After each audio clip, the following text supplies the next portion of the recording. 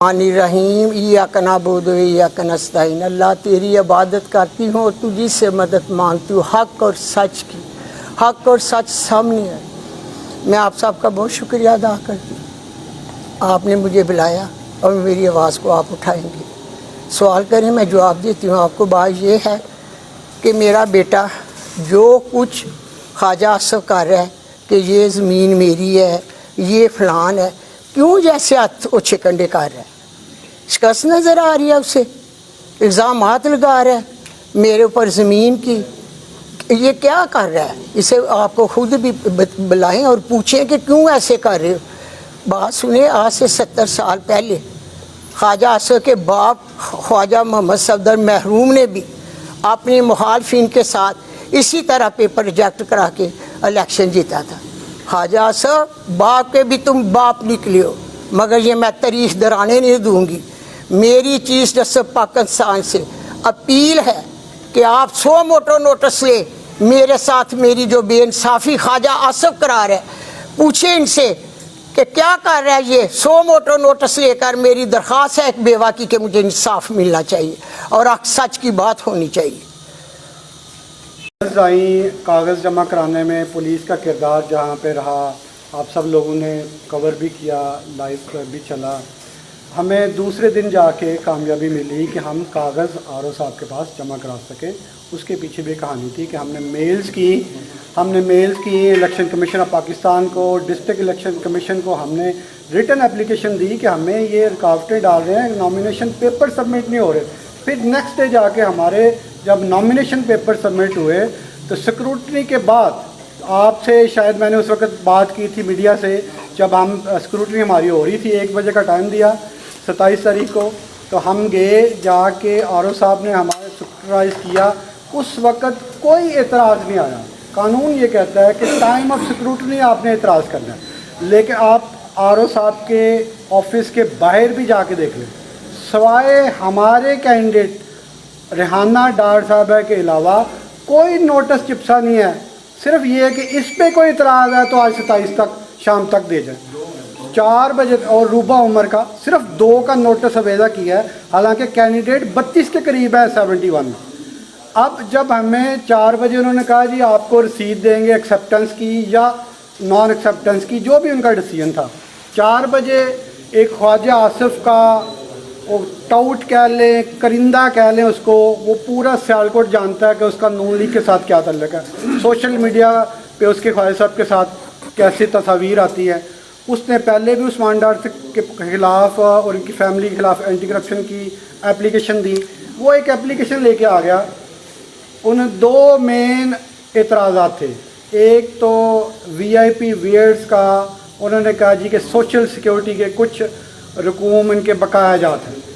Basically होता ये है कि हर महीने सोशल सिक्योरिटी की जमा होती है, जो भी इनके वाजबात होते हैं, उनके बाद सालाना ऑडिट होता है, उसमें जो कमी बेशी होती है वो एंड ऑफ ईयर जमा होता है। हमारे पास नवंबर तक की रसीदें मौजूद थी।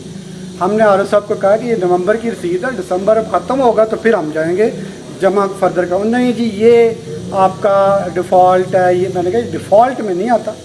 बहरहाल फिर भी हमने वो सोशल सिक्योरिटी डिपार्टमेंट से क्लियरेंस का सर्टिफिकेट दे दिया। ये एक पॉइंट था जिस एतराज़ था। हमने सोशल सिक्योरिटी डिपार्टमेंट का 28/12/2023 का क्लियरेंस सर्टिफिकेट दे दिया वीआईपी वेयर्स के हवाले।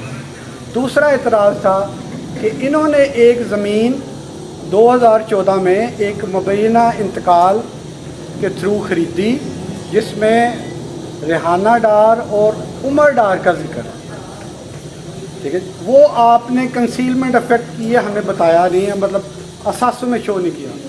एक चीज़ तो बड़ी तय है कि 2014 में वो ज़मीन खरीदी की है 5 लाख में, जो इंतकाल की रुदात में, वो इंतकालात मेरे पास है, वो मैं आपको दिखा रहा हूँ इस मीडिया के आगे। वहाँ पे इन्होंने फोर्जरी करके वो इंतकाल नंबर, आप मैं कॉपी भी आपको दे देता हूँ। इंतकाल नंबर जो उन्होंने एप्लीकेशन में दिया वो है 01। ये इंतकाल है ज़फ़र इकबाल हैं बाया, जिन्होंने ज़मीन बेची, और जाहिद जावेद साहब के इन्होंने नाम की। 2 कनाल का इंतकाल है 5 लाख के बस। ठीक है जी।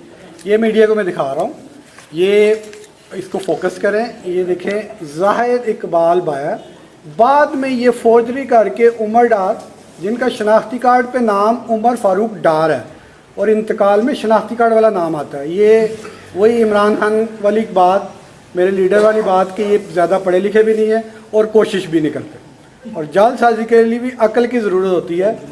इन्होंने ये फोर्जरी की है, अगर अब मैं दिखा सकूँ आपको, ये उमर डार का और ये साहब का इंतकाल में आपको, अगर ये पीछे आगे वाले में इंतकाल किए हैं, इंतकाल में मुश्तरी यहाँ पे एंड होता है, उसके बाद रेवेन्यू ऑफिसर का यहाँ पे ऑर्डर होता है कि इंतकाल पास हुआ है।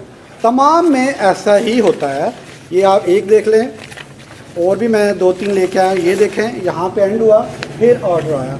इन्होंने हमारा क्या किया कि यहाँ पे जाहिद जावेद जो हकीकतन मुश्तरी था उसका तो एंड हो गया, लेकिन चूंकि फौजरी करनी थी, हमारा नाम रातों रात दाखिल करना था, ऑर्डर के ऊपर, रेवेन्यू ऑफिसर के ऑर्डर के ऊपर हमारा नाम फौजरी करके लिखा गया, और फिर यहाँ पे इनिशियल उसके साइन हो गए कि मंजूर शुद। बाद में फिर आखिरी लाइन में जाके हमारा नाम एक दफ़ा फिर नई पेंसिल से शामिल किया। दूसरी फौजरी की यहाँ पे एक और मिसाल है कि आप देख सकते हैं, यहाँ पे हिस्सा कम किया गया। पहले 40/214 था जाहिद जावेद का हिस्सा, उसको 40 का 20 किया, ठीक है।